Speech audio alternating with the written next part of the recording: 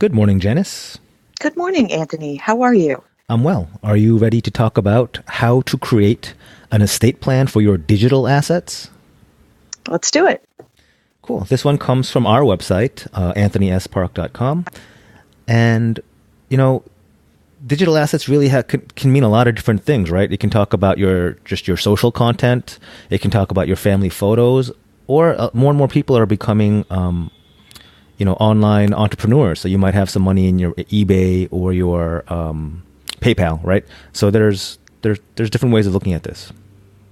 Absolutely. And you really provide a good list in the beginning of things to think about, of what you would value them at.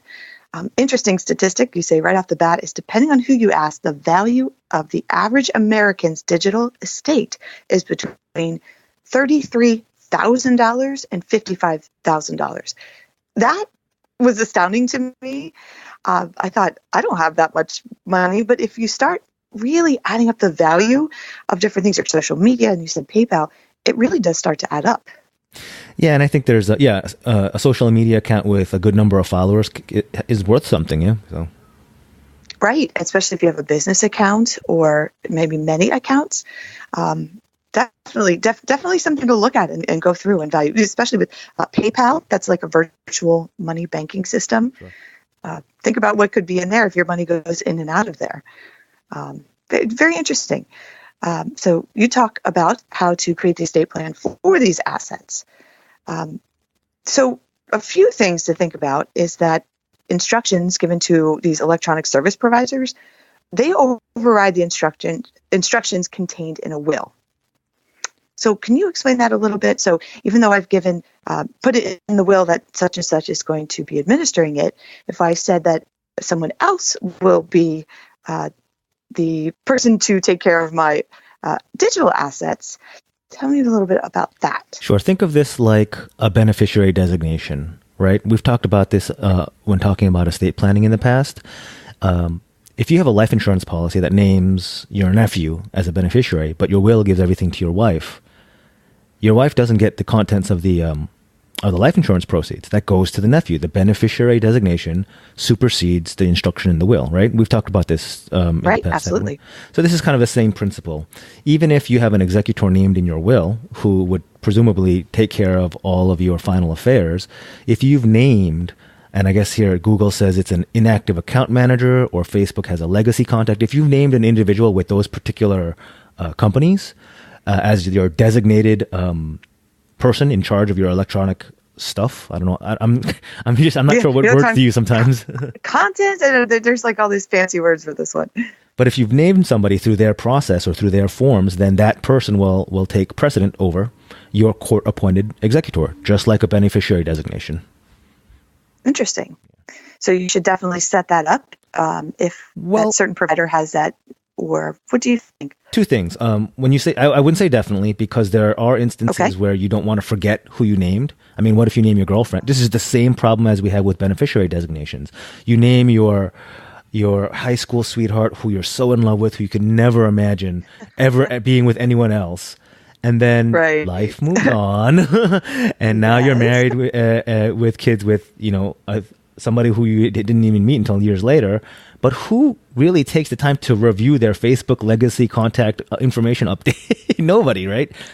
And imagine I would say, me, but not correct. So imagine the shock if later on you passed and your spouse finds out that they can't access your social media and post a death notice or whatever because your ex-girlfriend has that access. Yeah. Well, that might pose a whole nother problem for the podcast, but yes, that would be definitely an issue. So you say, without a legal document, the electronic provider's terms of service agreement has the final say, which is true. The terms of service, you go through them. Have you ever read all of the terms of every service that you click through and it says agree? I haven't, I can tell you. But some of them say that upon death, the account is closed. So you may, like if you do your online banking and such, if they close that off, you may be losing the ability to retrieve information that's going to help with the settling of the state. And not just money. Oh, sorry. No, please go ahead. I was going to say, it's not just money. It's just think about all your photos. I don't know how yours are, but mine upload to the cloud. They're stored on Google. So what happens if I pass? Are they just gone? So you really have to look at that with, the best way to handle those.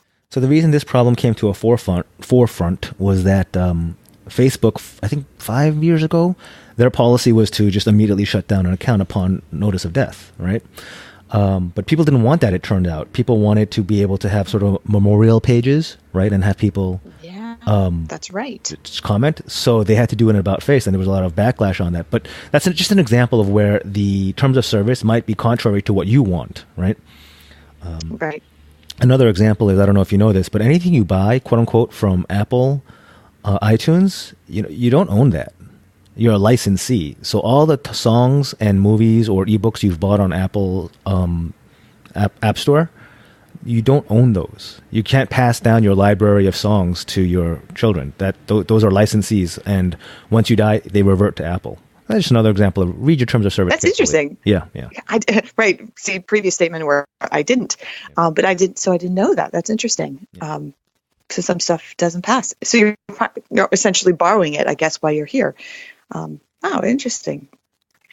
You say that it's a good idea to name a digital fiduciary separate from the executor of your will. You gave a couple examples in here about some people may not want to access all the information that you've had, maybe old messages. Can you explain that a little bit more? Like, how would you set that up? What do you suggest? Okay. So the example I like to give is kind of a guy-centric joke, but hopefully it's not too risque.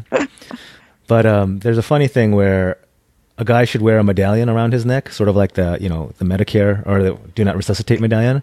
But it says, in case of death, delete my browser history. So there's some things like if you want to name your spouse or even your adult children as your executor, there may be some areas where you don't want them snooping around just for the sake of your memories and your relationships. You might have a point here. Okay. Yes. Okay. So this might be moot if you choose a professional executor because, and that's what I do, right? Yes. I do a lot of things. I settle your affairs. I pay your taxes. But actually, one of the most important things I do is I keep your secrets. And boy, you could write a book. I know you could.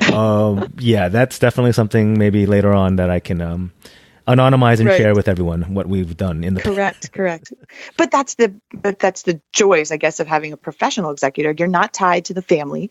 You are completely impartial. And if you find things that might be, questionable, you're just going to kind of keep them inside. Yeah. Preserving the honor and reputation of the decedent is actually one of my fiduciary duties. And I'm totally neutral.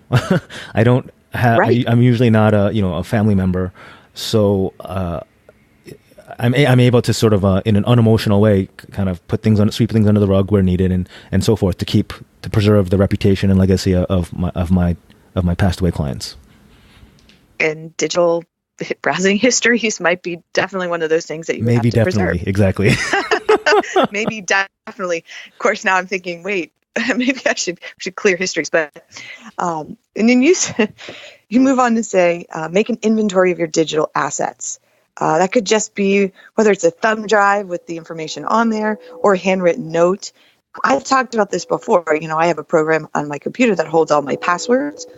Every now and then, maybe every year when I think about it, I print it out.